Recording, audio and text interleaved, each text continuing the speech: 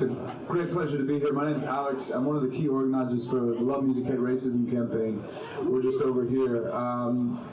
Just a little bit on that, like the ethos of the campaign is that we have more in common than different. Nothing demonstrates that more than the music we listen to. And we try to carry the tradition of Rock Against Racism, who basically put a stop to the National Front in the 70s by bringing together punks and reggae musicians. And Roger Huddle, if he's not here, he's around somewhere. If you see him, pull his arm and say thank you. So our name, Love Music Hate Racism, actually comes from the letter that they wrote to the press on the Rock Against Racism campaign. And we try to do it in a very modern context and carry the torch. It's an honor for me to chair this and speak with the gentleman to my left, who's a fantastic artist, fantastic musician. I've had the chance to see him play before. You will have a chance. I'll get this out of the way before I forget. You have the chance to see him play today at 8 o'clock at Mona's Bar just up the road. You should go.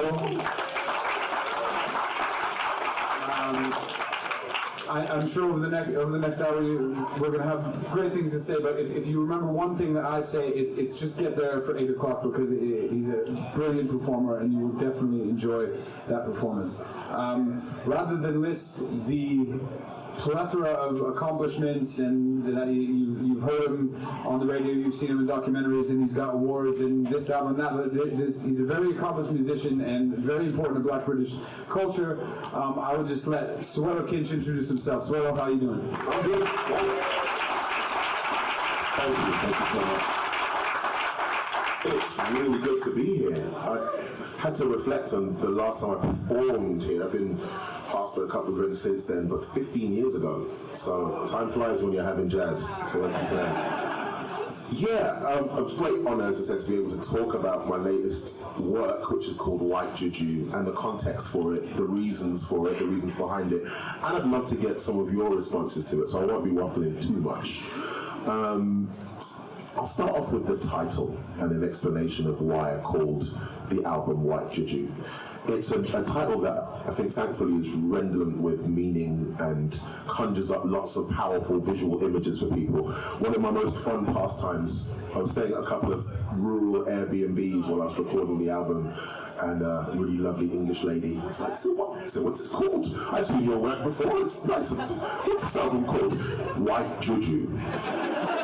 And just to try to get her visceral reaction, she kind of went quiet and chewed it over and then sort of chuckled. Well, I'll be buying that one too. But everyone's got some sense of what the title means. In fact, I'll go into it in a bit more detail, but one of the reasons that the album really had its genesis and its sound was because of lockdown. It was an epochal watershed moment for me as an artist, and one that allowed me to distill a lot of the thoughts that I'd had previously. So providing that this internet works, typical, I'm going to play the first kind of full piece from it, or a section of it, and this is called Dawn. Thank you. So I don't know if you remember, but I certainly do, at the beginning of Lockdown 1, the sound of birdsong was just huge. Everything was quiet, the cars were quiet, the cities were quiet, and I really started to notice nature and respond to bird call, and I philosophically started to think about it too, that this elemental sound that's been here long before humans were even in existence is probably quite key to us appreciating music, maybe even human speech and form itself. And it kind of, that moment, like a lot of us, forced me to strip away a lot of the excess things in our culture. I couldn't go and do gigs, I couldn't go shopping for new trainers, I had to learn to bake banana bread and all this sort of stuff.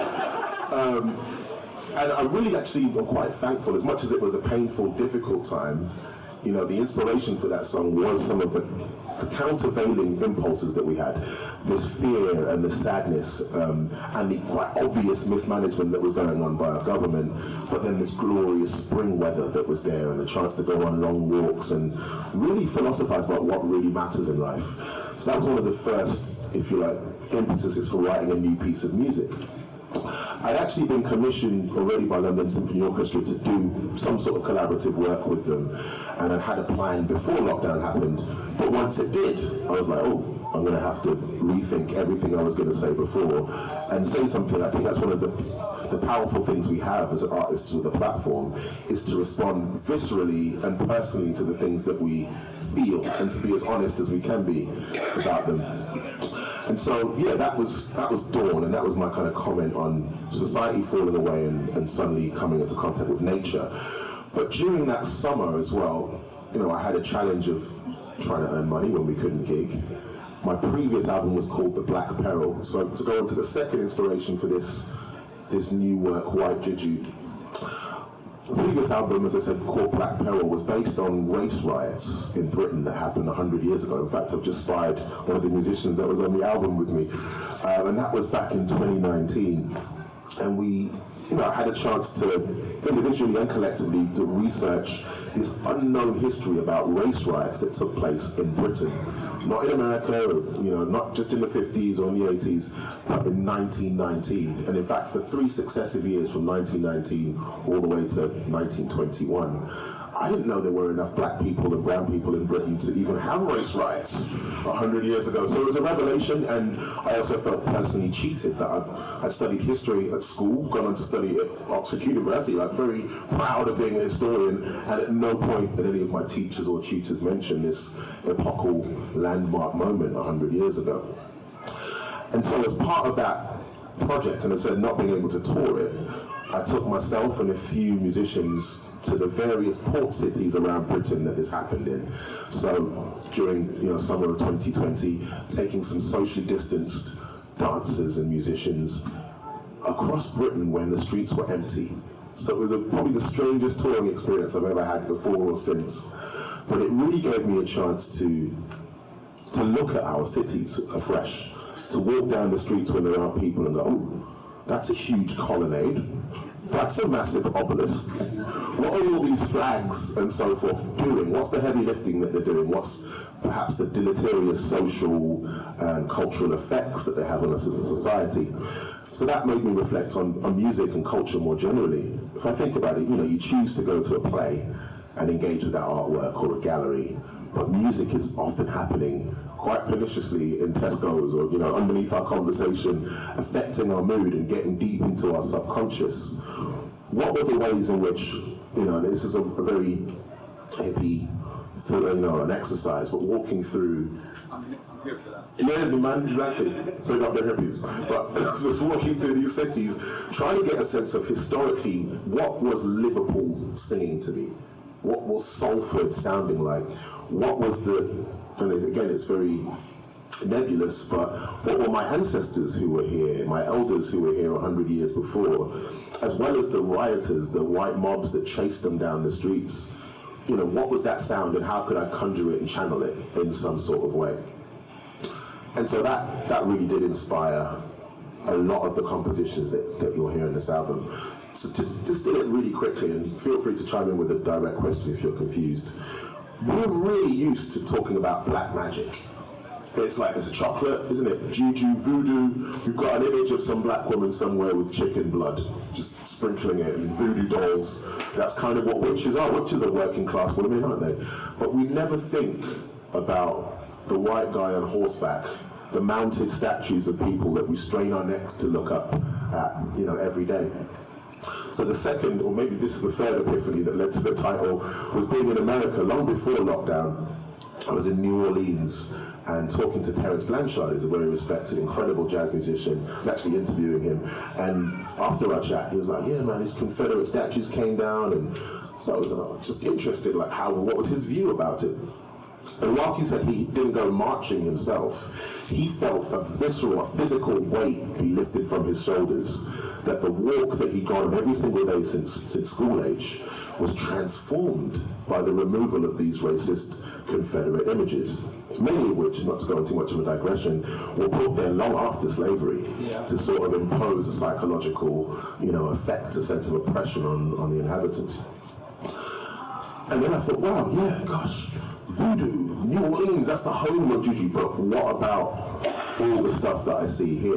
They have a huge Second World War memorial, no jazz museum anywhere in New Orleans, very little testament to the slavery and how big a part of the infrastructure it was in New Orleans, but yet there's a Second World War museum that takes up 2 blocks to a war that was 30,000 miles from New Orleans. So you're really able to see the contradictions in white supremacy in another culture when you're a tourist. But then that made me reflect on our peculiar system of white Juju that we have in the UK. And that for me is the same sets of spells and fetishes that we're used to seeing in voodoo and obeah and all these folk religions and sorcery, but done by people in power, by our establishment. And if we think about it, it shouldn't take us too long as British people to realize that we've been made familiar with these symbols before we're even verbal. So, do you think, as a British person and somebody who's toured in the States, do you think here people tend to point over there and say, that could never happen here? These things don't happen here. That's one of our favorite pastimes. In fact, it's a Roman definition of white Juju, because every day or every week something comes along.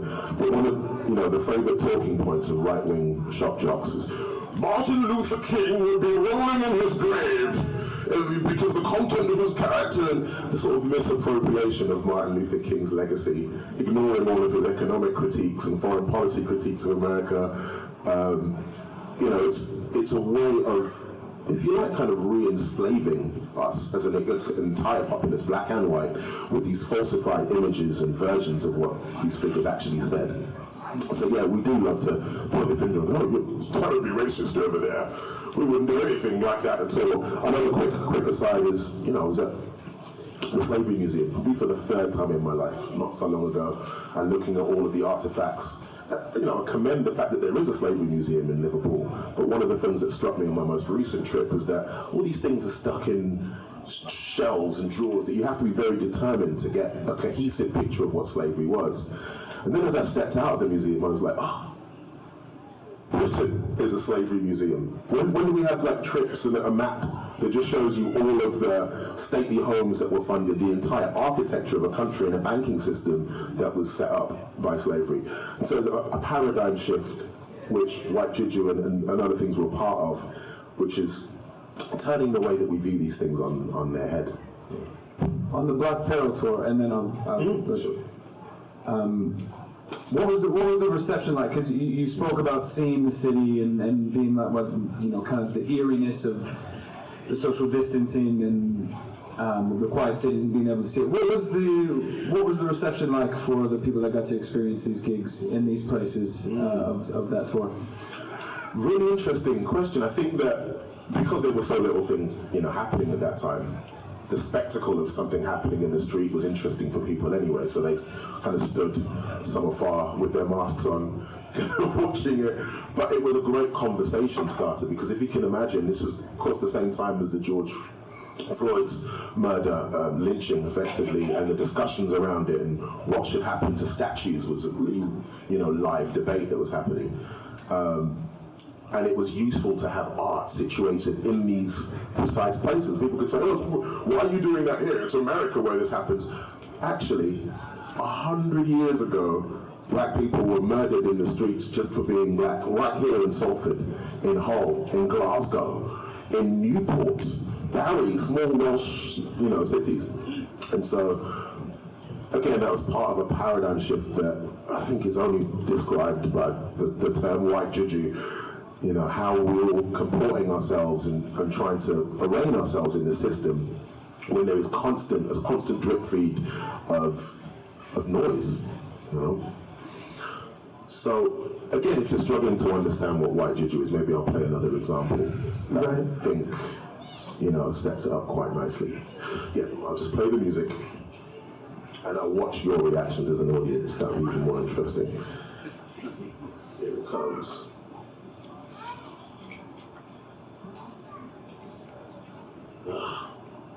Internet doesn't like me. Let's go. Spotify can't play this right.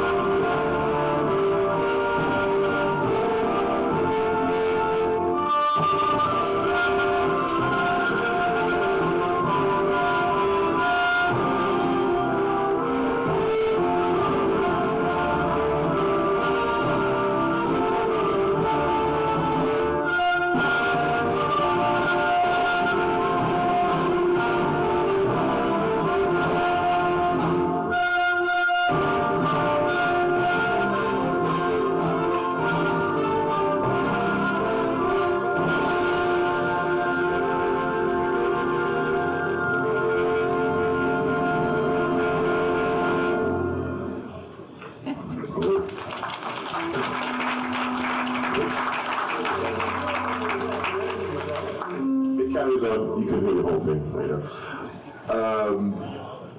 Yeah, I mean, I'm glad you saw some of the visuals that were played more seamlessly in our final production.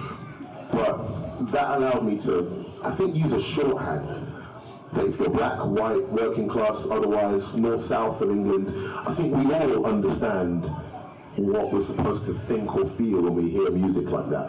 The crack of the snares, the timpanis, the trumpets, that sense of pomp and power necessarily evokes a quite visceral and physiological reaction in us. And I was really interested in sort of exploring that. Nobody really told me how to write a piece of music like that, which I found fascinating. You know, it came out of me really naturally, whether that's going to Anglican school as going to C of E, church services as a kid, my grandma singing hymns in the kitchen, or various current affairs programs, etc. There is a sort of, as I said, cultural shorthand that lets us know that's what power sounds like.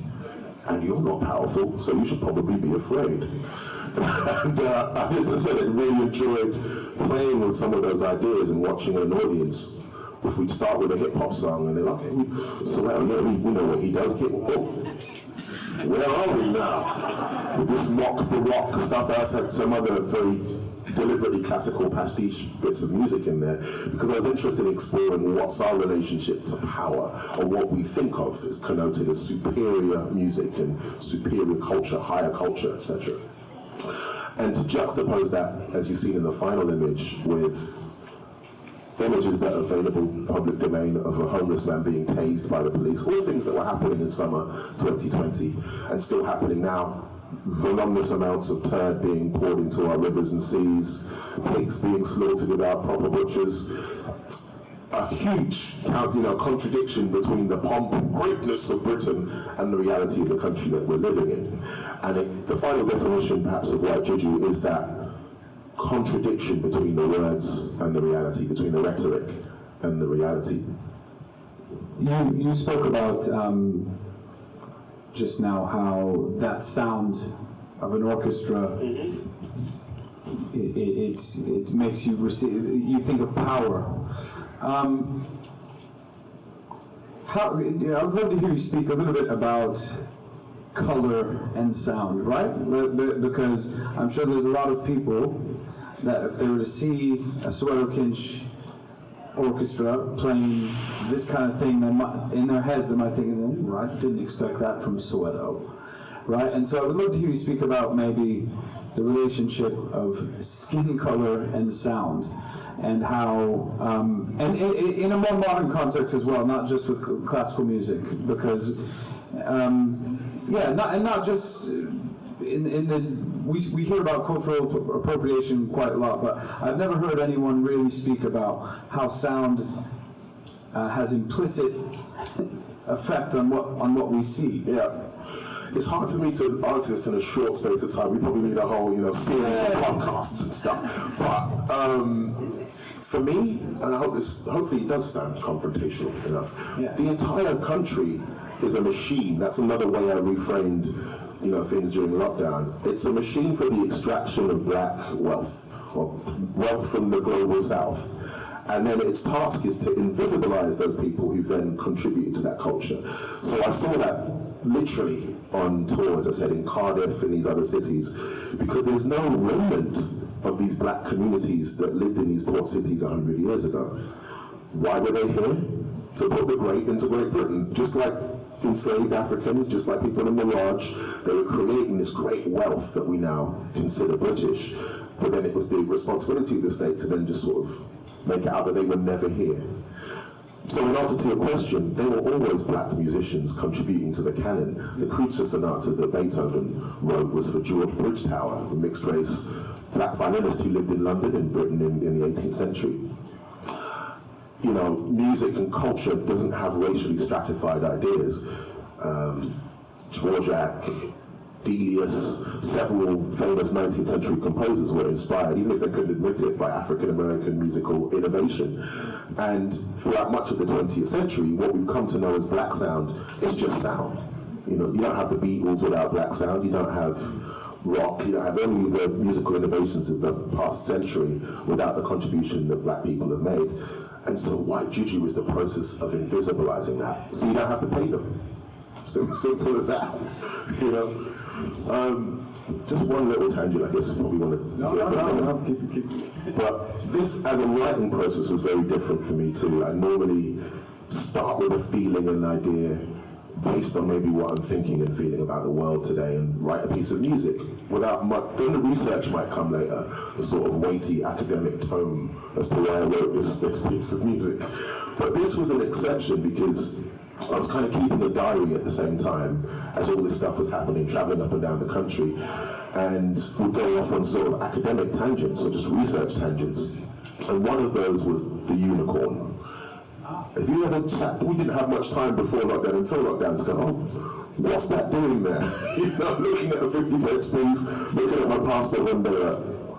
I mean, it's that crazy enough that lions don't exist in the UK. You don't walk down Birmingham, Broad Street, and see a lion just pop out behind a tree.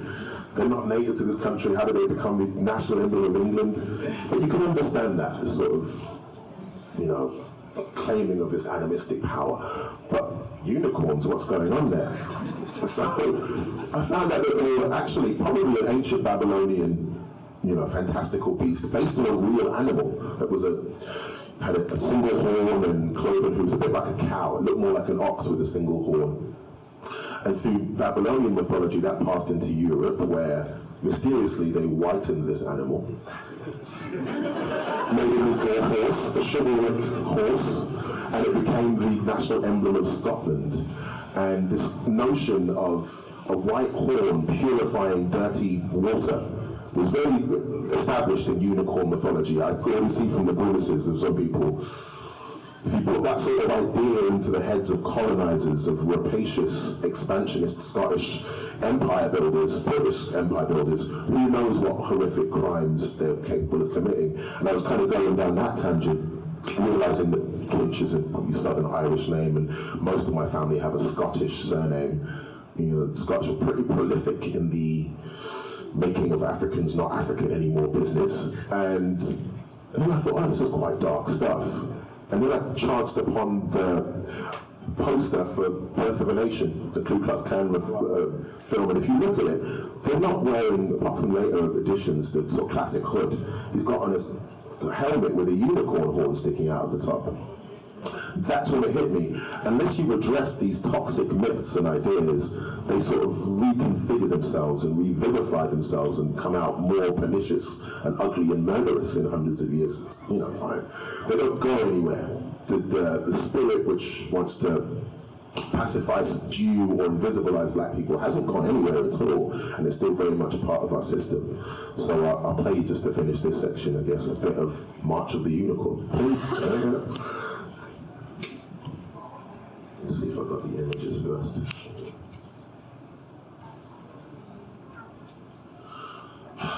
While we reconnect, I just want to say, like, just listening to you speak, there's something that pops in my head quite a lot in the work that I do, and I'm sure the work that all of us do, is that culture moves so much faster than politics, right?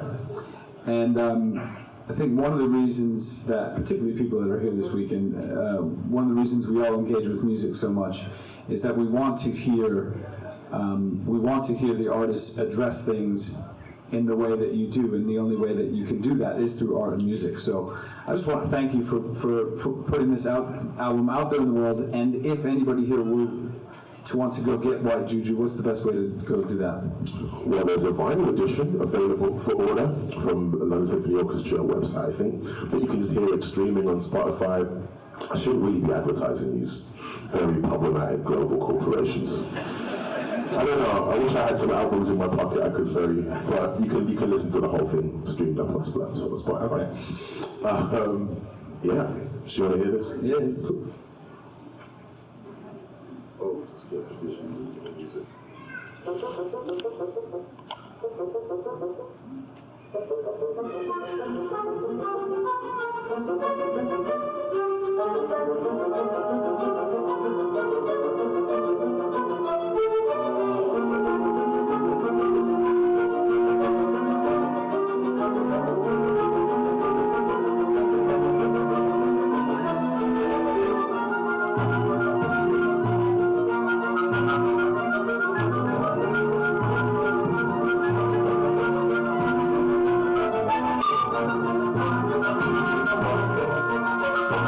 I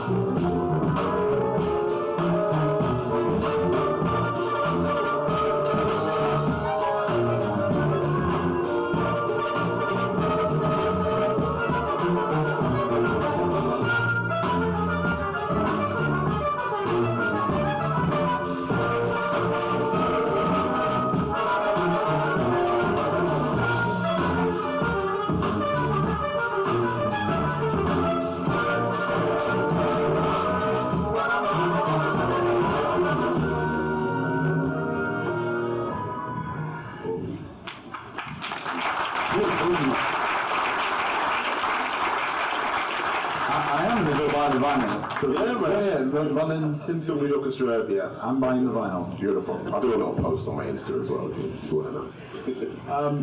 Yeah, I would love to. I think we should hear from the audience. Thank you, Soweto, for sharing the music and speaking to us more about the concept of white juju. You've actually ruined unicorns for me forever, and that's okay. I didn't have that much of an affinity towards them to begin with, but but it's actually, you know, symbolism matters so much, and I'm thinking about in Bristol when the statue came down. I'm thinking about, you know, Confederate flags coming down outside of courthouses in the U.S. When we get into these discussions about symbolism and what they mean, I really try to push back on anybody who says it. What's that do? It's just a street name. It's just a statue. And as Terence Blanchard told you, I had to walk by this thing to go to school. And it reminded me of horrific things. So, just that you're lesser than. Yeah. You're constantly contorting your neck to look up at someone that you'll never be. No matter how hard I try, I'll never be a bewigged old white man on horseback. You know, I'm stuck with this guy. And, you know, I'll be damned if I'm ever a unicorn. So let's hear from some people out there. We got a hand there. Where's our microphone guy? Oh, there we go. I just really thought to Courtney Pine, composer of Peace to Honour the Queen, because I went to see Courtney, brilliant as he is, in Sheffield, and he played the piece and then asked the audience to stand up to, you know, honour the Queen. And actually, to their credit, 3/4 of the audience, like myself and my partner, stayed in our seats. So, just what you thought. It's a great question. I mean, firstly, I want to big up my uncle, musical mentor, Courtney Pine. I have a very hard time criticizing anything he does. But I view him much as my grandma. You know, I was offered not saying he's my grandma, but my grandma's views when it comes to the Queen. Oh, I love the Queen. It's just hard to hear that stuff. But for generations of people, she passed before I was offered an MBE and turned it down, but aunties and uncles on my black side just really couldn't understand why I would turn down honours of that nature. Of course, being a friend of Benjamin Zephaniah or John Z. D would let me know that I couldn't accept it. But to be fair to them, if I hadn't had those conversations, I might as well have just accepted it, because what the interesting thing about what Juju does, and it's not just black people, is it forces all of us again to make decisions about how best to contort ourselves for power. So my grandma's argument, which was rational, was play the game. You know, it's one of the reasons I applied to get into Oxford and all of that, you know, be as assimilationist as you possibly can, and then when no one's looking, put the place down. So I'm not going to say that Courtney's decision was any less revolutionary. I think that there are different techniques for receiving achieving the same ends. But I would share your disdain for that particular act.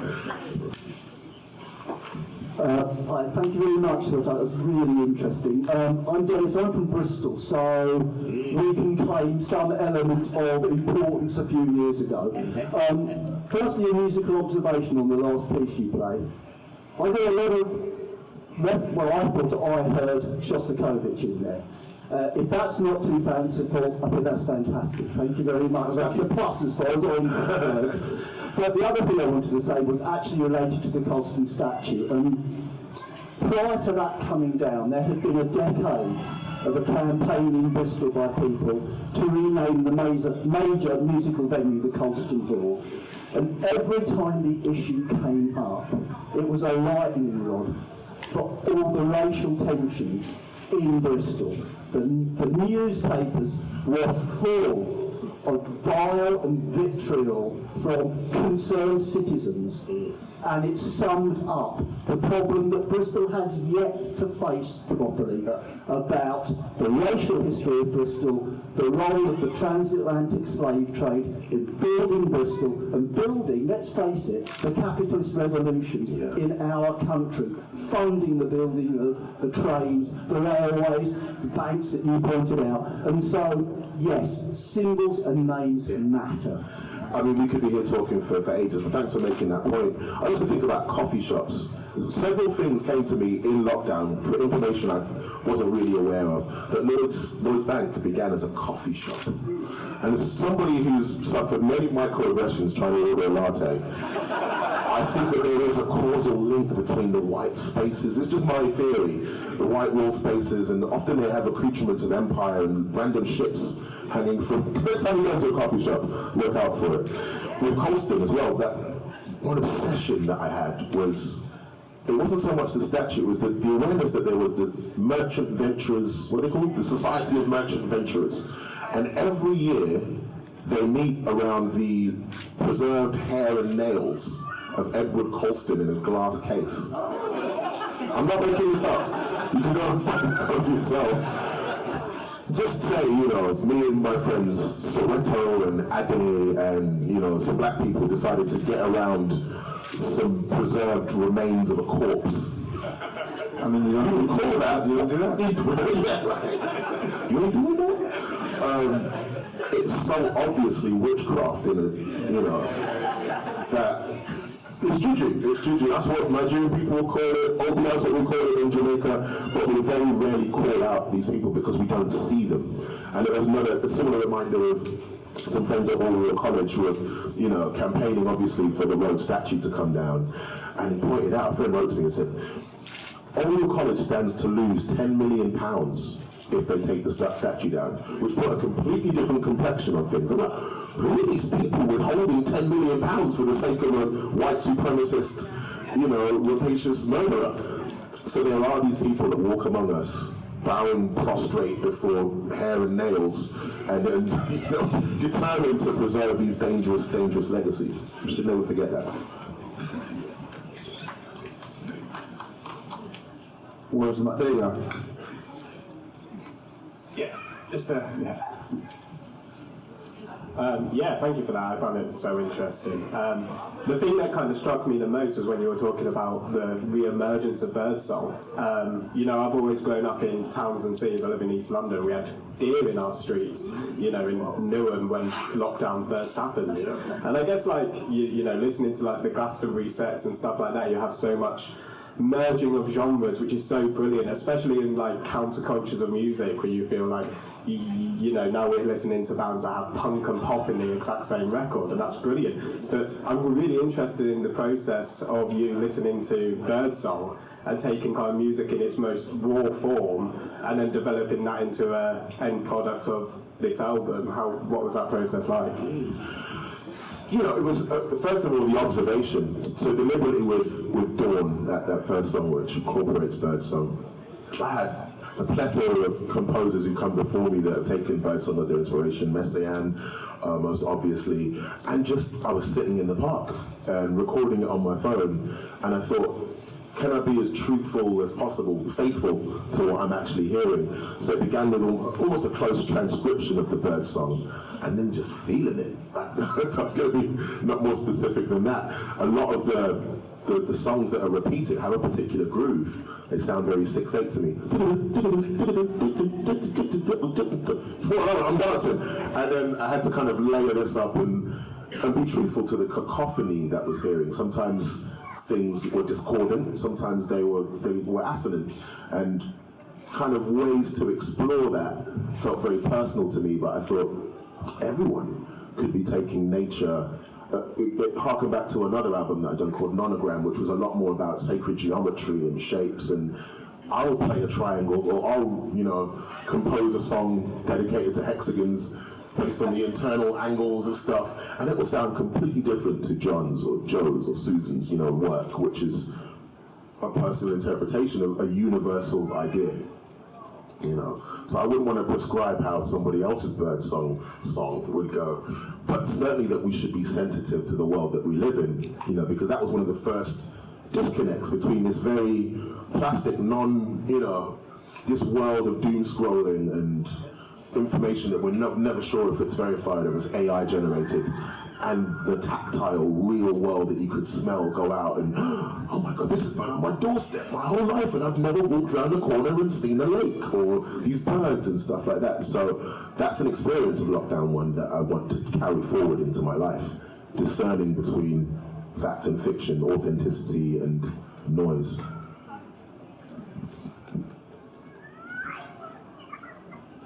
Go there, then over here. Absolutely.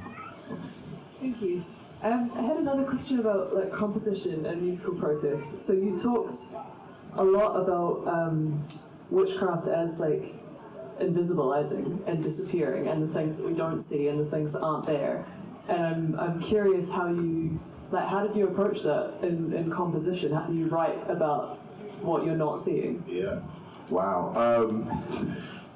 It's great having my lyrics as a tool, as a weapon, if you like, in my arsenal. So I think that my instrumental writing, playing the saxophone, can be quite suggestive of nebulous words that I can't, things I can't put words to, whereas I can be really specific about my meaning and intention with specific lyrics.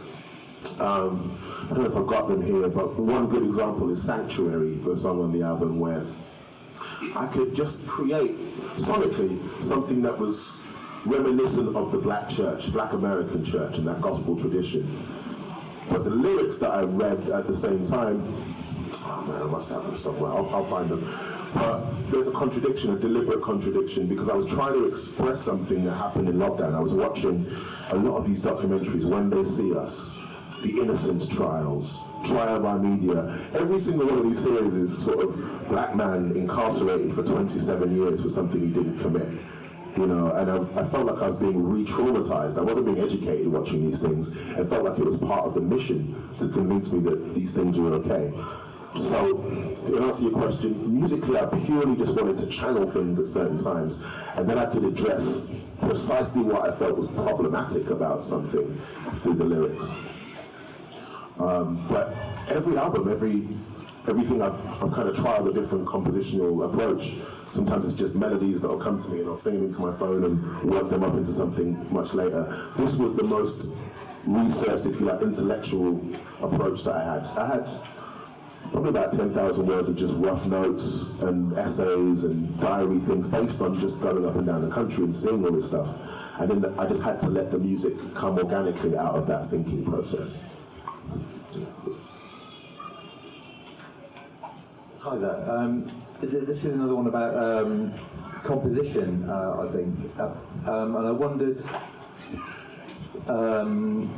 when you score that you're using a very white tradition. They're born out of German composers, which arguably many of them were extremely racist, and the idea that the white scoring, if you like, the staves that we use, don't allow for the easy transcription of non-white music, where on the contrary, Asian music, in particular in India, they can actually score white music in their music writing, But we can't score theirs. so we can't score theirs. I mean, there's racism right there, which is very interesting. And I wondered I'm wondering how you actually write your experience when you're using something that is so white. Well, first of all, I think you're doing a disservice, or it's an inaccuracy about classical music.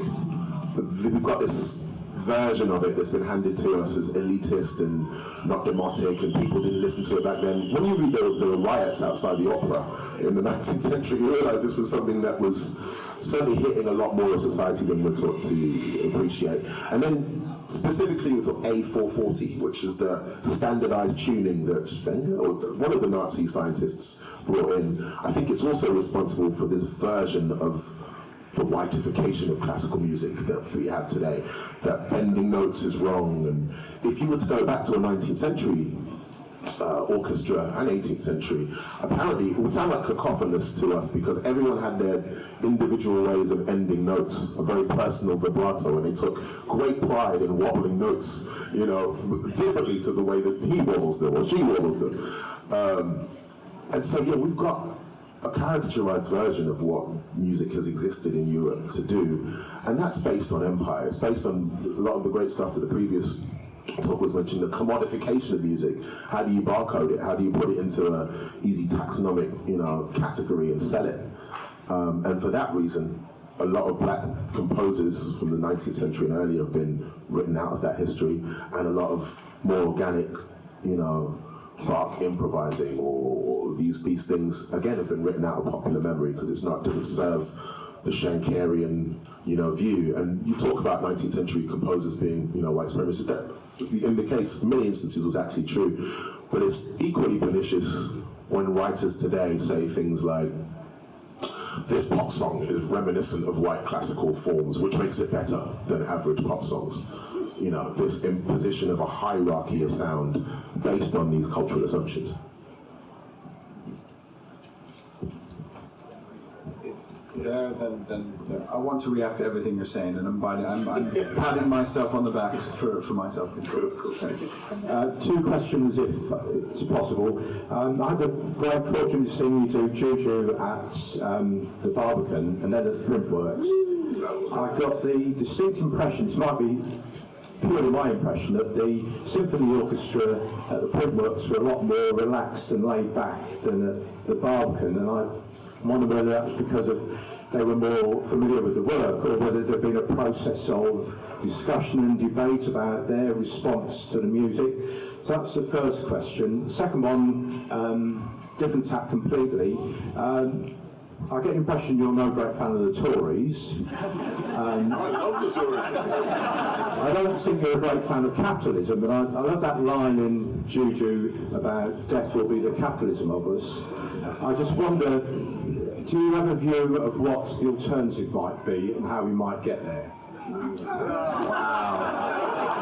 How long have we got, guys? Thank you. Great questions. Well, the first one's easier to address. I think a great reason why the orchestra was more comfortable with the material the second time was, greater familiarity with it. The Barbican as well, with its rake seatings, is different to this cavernous space at the Printworks where, was it a nightclub? Was it just a hall? People didn't quite know how to behave so they could just be themselves.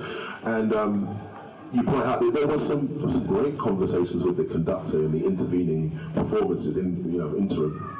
And really taking the time to talk about the Natural Order, which was one of those, that pompous Anglican-y kind of sounding piece. Like, well, we can all play that, but why have you written it? And it completely changed the inflection, their ways of delivering it once they understood, oh, we're deliberately hamming this up. We want to make it as imperial and as pompous as possible. There were lots of in-depth, conversations that allowed those musicians to personalize it and play it in a completely different way. In answer to your second point, yeah, I am railing constantly and have been against Tories, against capitalism. What's the alternative? You got any ideas? Do you want your answer? There's much better lecturers here at this event than I am.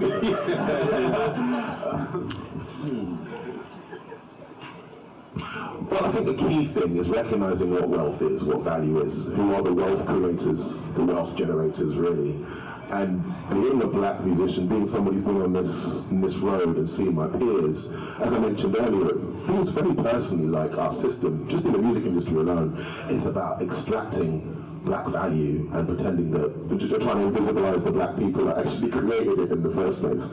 So part of the solution is to recognize where value is generated, where the creativity actually happens. Who are the essential workers, if you like, in our construction of culture? Trying to connect the dot, and only because you asked. I mean, And it's funny, just to make that the last point, to withdraw our labour like any good strike force would do, to say, you're not having my songs, my dance, my creativity, unless you're going to honour it.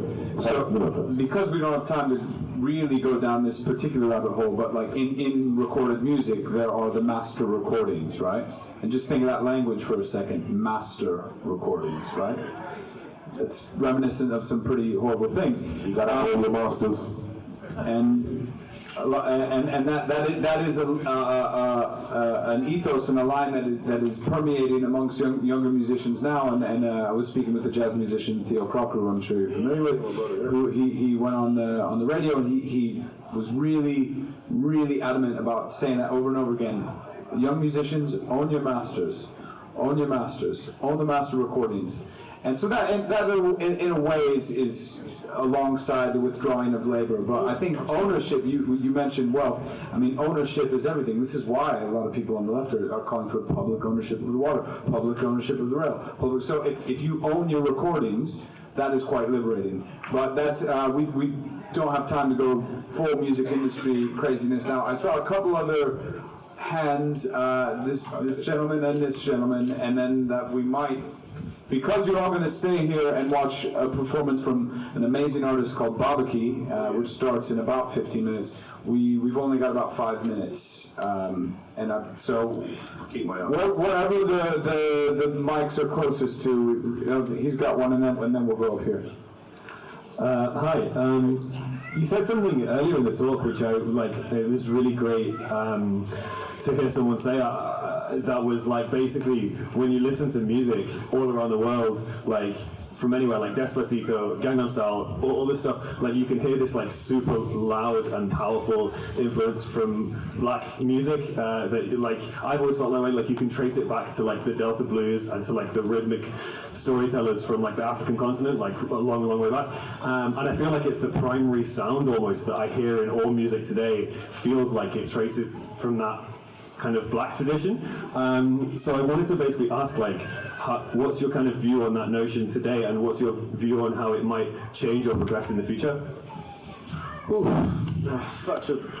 I've got this story I often refer to, and it's a launch pad for lots of things, but Olivia Aquilano's interesting narrative, slave narrative, tells his autobiographical account of being an enslaved African, and 2 stories he tells that were so pernicious at the time, but they're still pernicious today. The first is that you can kill an enslaved African and not go to jail because of it. We've seen all the spate of police brutalities and stuff, and people not punished because of it.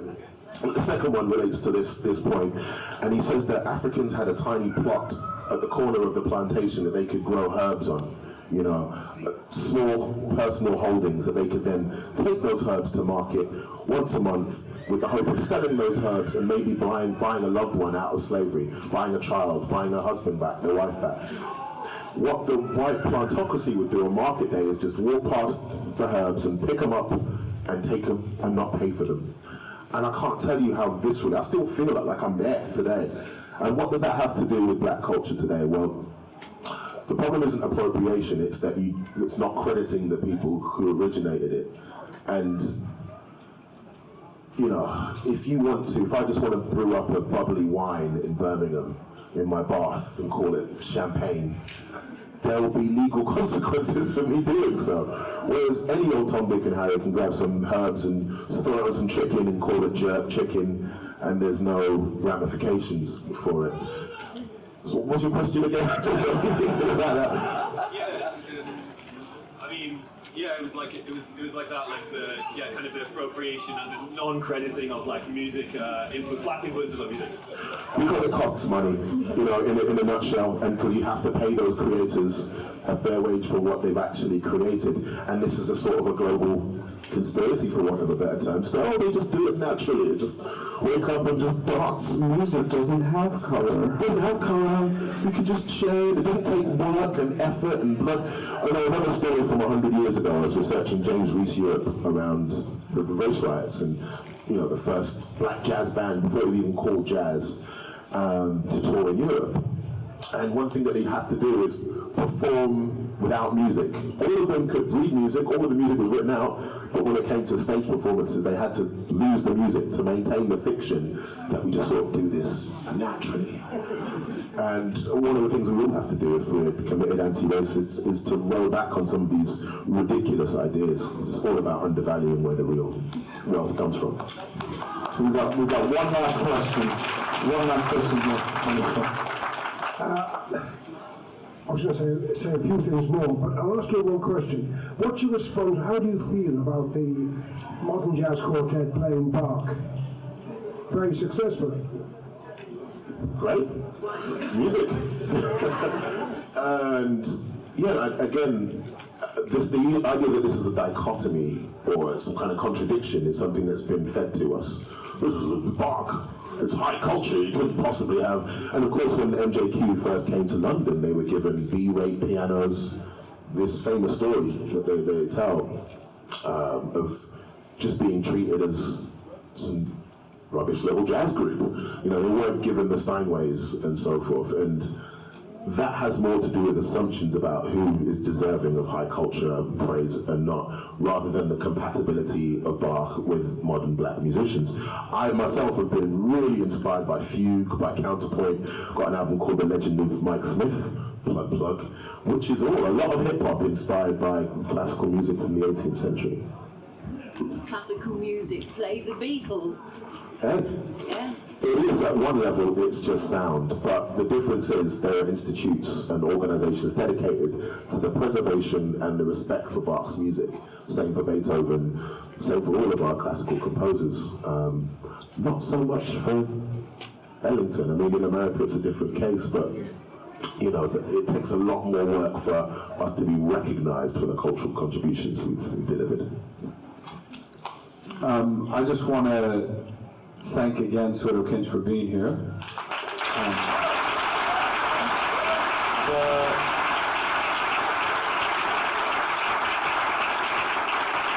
There are so many things that I would love to continue to speak to you about, and I will strong arm you to come on the radio with Love Music, Hate Racism in the future. I'm down. It's been an absolute pleasure. Go buy the vinyl along with me. I'll go to Google and find wherever I get it from the London Symphony Orchestra of White Juju, which we heard some today.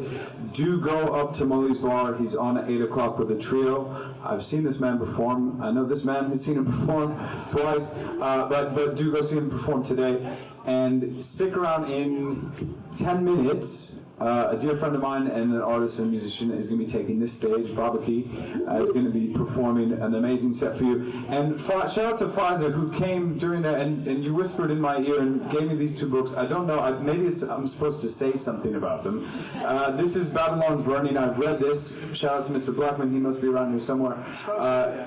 He spoke earlier. So they're selling it at Bookmarks inside. And I spoke at the beginning about Love Music, Hate Racism. I'm wearing something here that says "We Want Rebel Music," which comes from our dear friends and our mother organization, Rock Against Racism. And I saw out of the corner of my eye my dear friend Roger Huddle in the audience. I do recommend going and get this book, Reminiscence of Raw.